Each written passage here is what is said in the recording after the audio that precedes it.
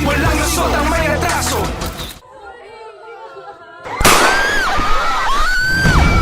Ang mga resibong nakalap ngayong hapon.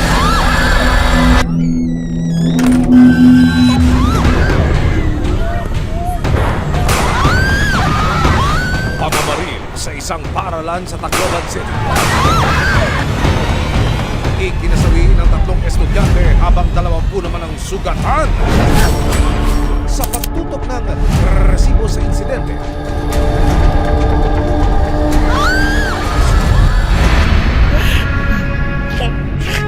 Sigaw ng mga magulang ng mga biktima, hustisya! Hindi ko po matanggap. Wala na yung apo ko. I'm sorry, Yasi. Sorry. Hindi rin na mapapalik at buwit. Sinabuwit ang anak ko.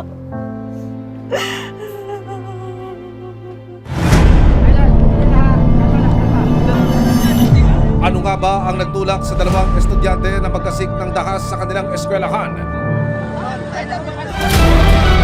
Kung ninyo makikita, gulo-gulo ho yung lamesa, yung upuan, pati yung mga gamit ng iwang pahuryan dahil ho sa pagmamadali ng mga estudyante na maisalba yung kanilang mga sarili.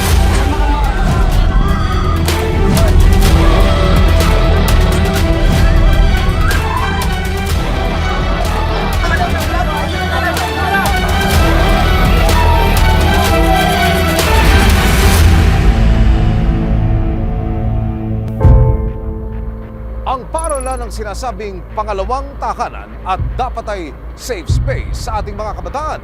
Pero nitong Lunes sa isang paaralan dito po sa Tacloban City, 2 estudyante ang bigla na lamang namaril. At ang naging kalunos-lunos na lesson of the day ng mga bata, paano magtago para sa kanilang kaligtasan. Masayahin at malambing na bata, ganyan ilarawan ni Lola Alet ang kanyang apo na si Chris Lawrence Fabian, 15 taong gulang. Mabait man po siya kahit na anong iutos mo sa kanya, malambing siya. Lunes ng umaga, nakasabay pa raw ni Lola Alet ang apo na magkalusal bago pumasok ang bata sa paaralan. Tumatawa lang siya. Tapos, wala na siyang ulam. Yung ulam ko, binigay ko na lang sa kanya. Tapos, sabi ko sa kanya, good boy ka naman, sa'yo na yung ulam ko, magkakape na lang ako. Tapos sabi niya, thank you Lola. Hindi lubos maisip ni Lola Alet na yun na pala ang huli nilang almusal na pagsasaluhan. Dahil pagpasok ni Lawrence noong araw na iyon, June 22.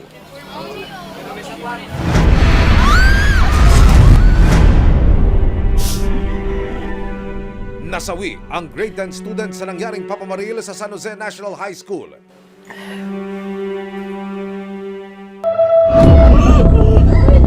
Sa cellphone video nakuha ng isa sa mga kaklase ni Lawrence pasado alas 9 ng umaga,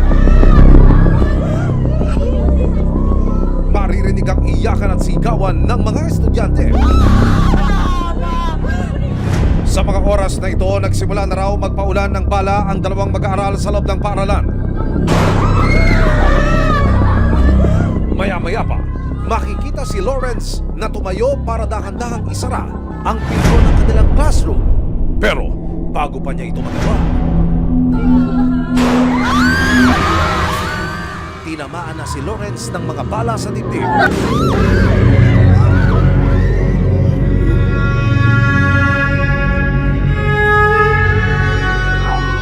Kasi sinave niya yung marami, yung sarili niya, hindi niya sinave.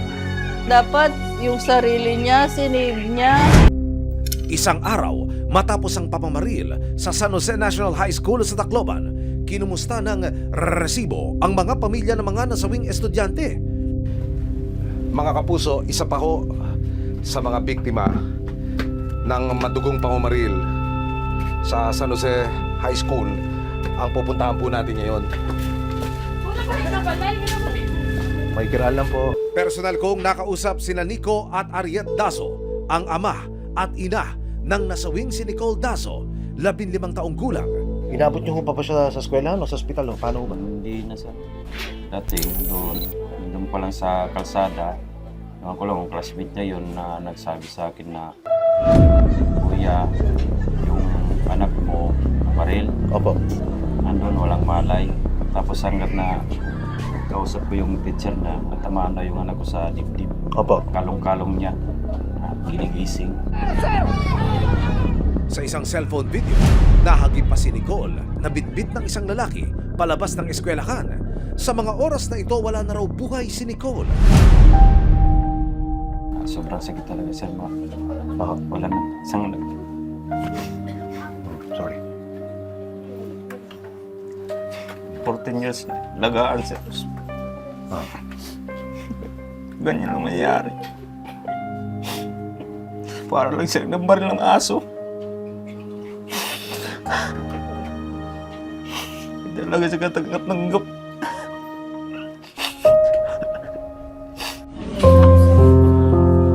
Sa isa pang cellphone video na lumutang online, makikita ang isang ina na balisa at napaiyak na lamang sa labas ng paaralan matapos ang pamamaril.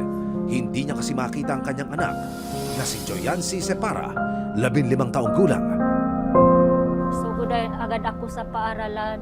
Nanginginig yung katawan ko, iyak ng iyak. May pumunta sa tabi ko, sabi niya, yung namatay daw doon, Joyancy Separa, na kaagad ako, parang, Diyos ko. Hindi raw agad naniwala si Jeneline, pero matapos daw niyang ikutin ang mga ospital, sumama na ang kutob ng ina. Iano ko sa sarili ko, ngayon di naman, buhay pa yung anak ko. Nandun lang yun sa ospital.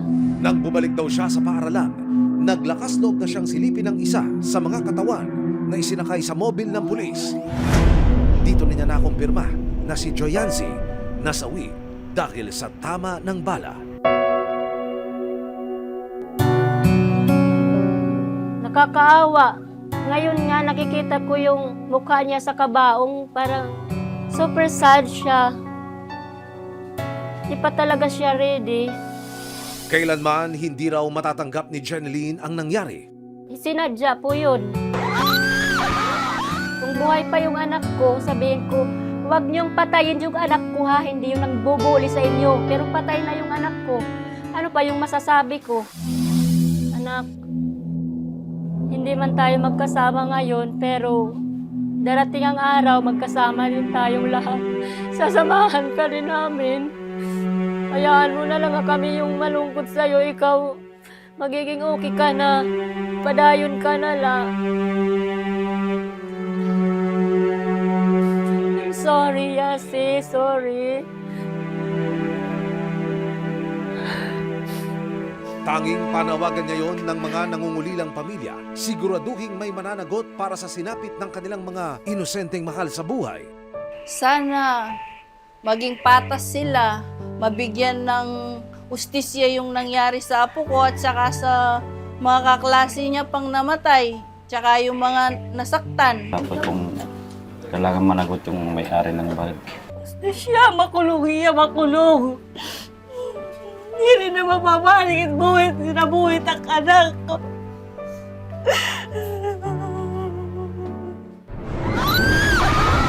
Ano nga ba ang mga nangyari bago pumutok ang nakatikimbal na trahedya sa San Jose National High School?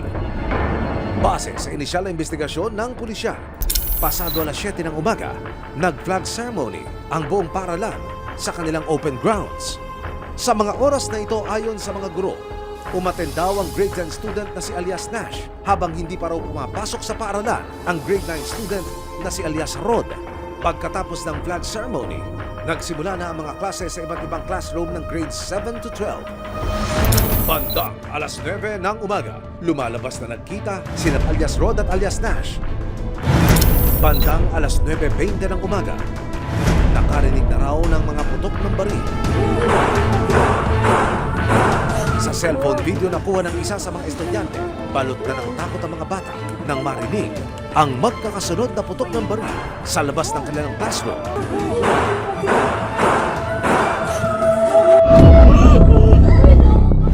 Ang cellphone video na ito kung saan nakatip si Lawrence, kuha pala ng isa pang biktima na si Joyancy.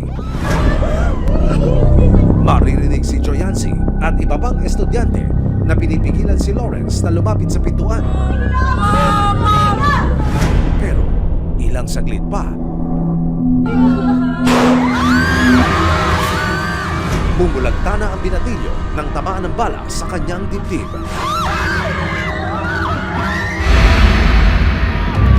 Makalipas ang 2 minuto, dumating na ang PNP Tacloban Police Station 1 sa lugar.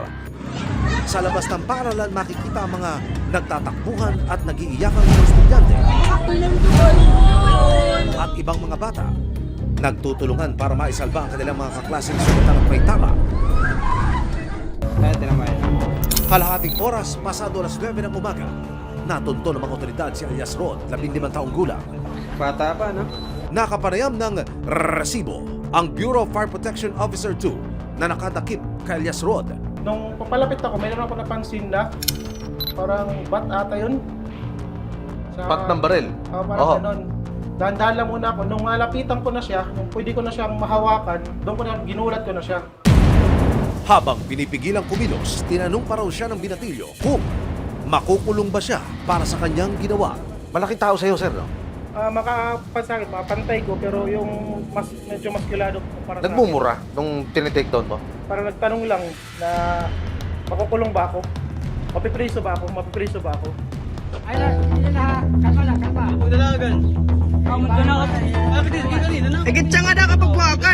Pasado alas 11 ng umaga, pinasuko naman ng mga residente si alias Nash, 14 na taong gulang. Natagpuan siya sa isang komunidad malapit sa San Jose National High School.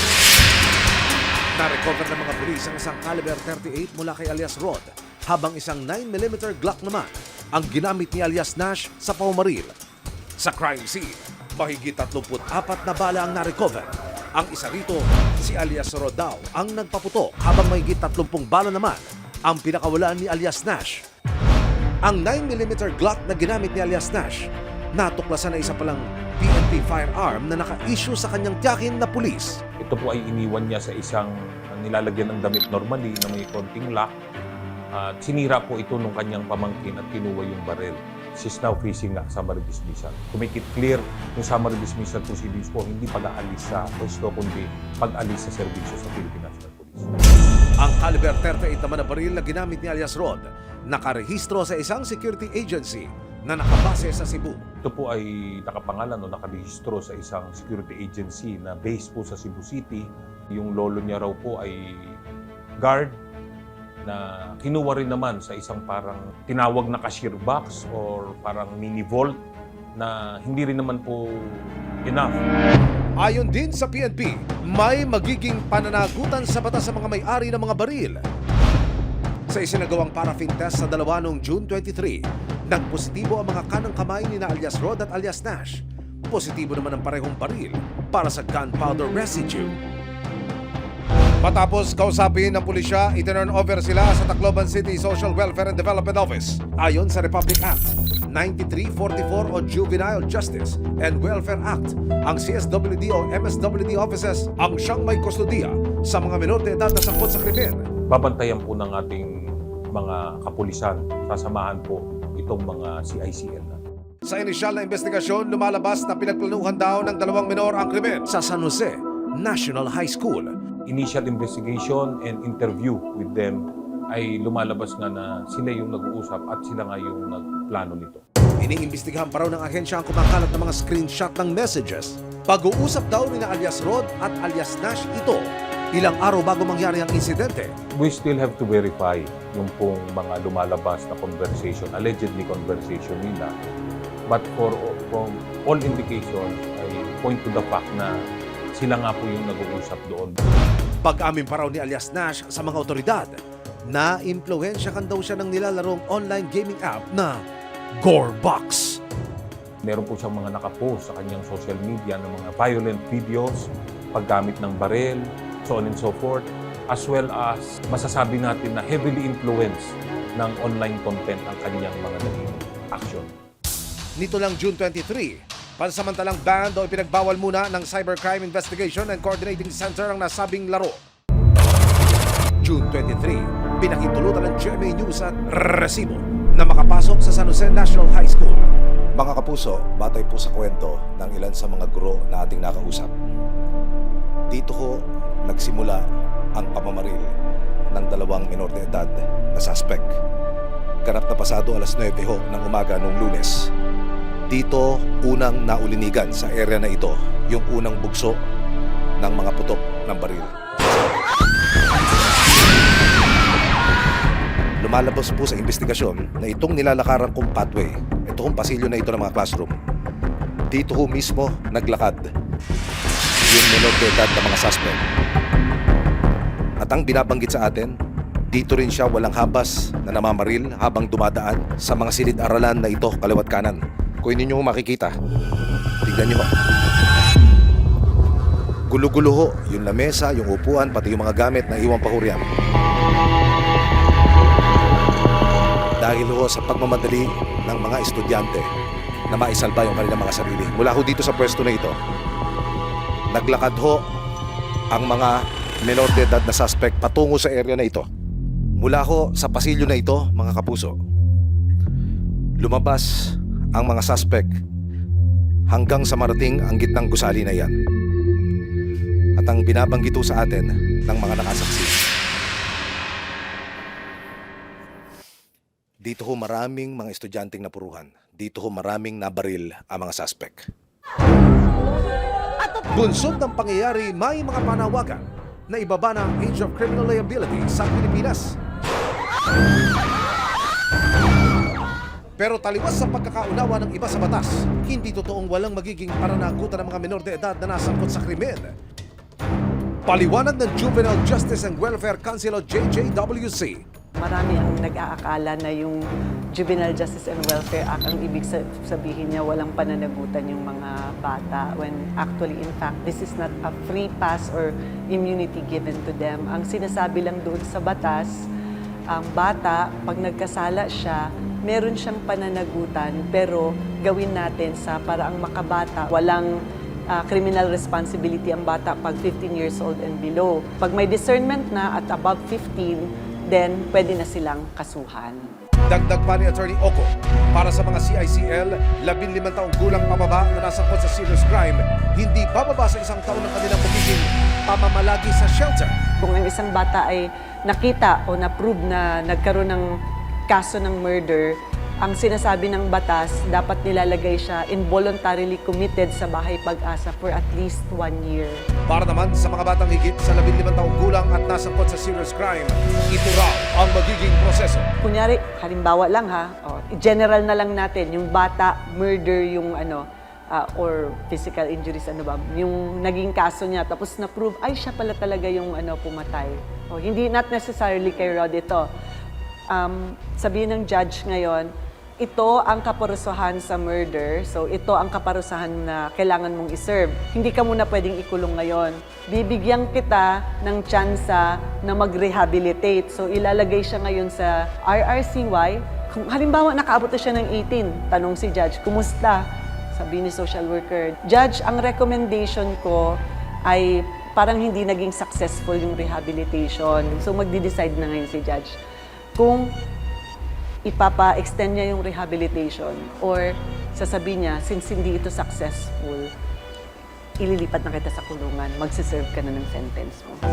Malinaw din na hindi papakawalan sa shelter ang mga CICL na nasangkot sa ganitong mga krimen. Panawagan din ng JJWC, mas kailangan bigyan ng pansin ang ugat kung bakit nalilihis ng landas ang bata. Open tayo dun sa sa debate or discussion nung kailangan ba nating i-lower, kailangan ba nating tingnan yung batas. Wag lang tayong mag-limit doon. Kasi maraming causes. Ano naman yung sitwasyon niya sa bahay? Bakit ganun yung galit ng bata? Meron ba siyang exposure sa violence? Nito lang June 23, dahil sa pananaw ng Police Regional Office ng Eastern Visayas ay may discernment o may kaalaman kung ano ang tama o mali si alias Rod. Sinampakan na ang CICL ng patong-patong na reklamong kriminal. Na-file na po siya ng 3 counts of murder, 3 counts of frustrated murder, and multiple counts of serious physical injury. Habang si alias Nash naman na 14 na taong gulang mananatili sa kustodiya ng CSWD. Yung psychosocial support and intervention by the DSWD dun po sa facility run by the DSWD. Kailangan po siyang i-commit dyan, hindi po siya pwedeng palabasin.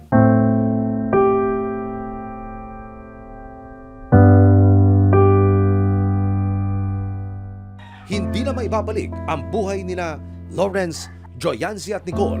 Pero pangako ng kanilang mga pamilya, lalaban sila hanggang sa dulo.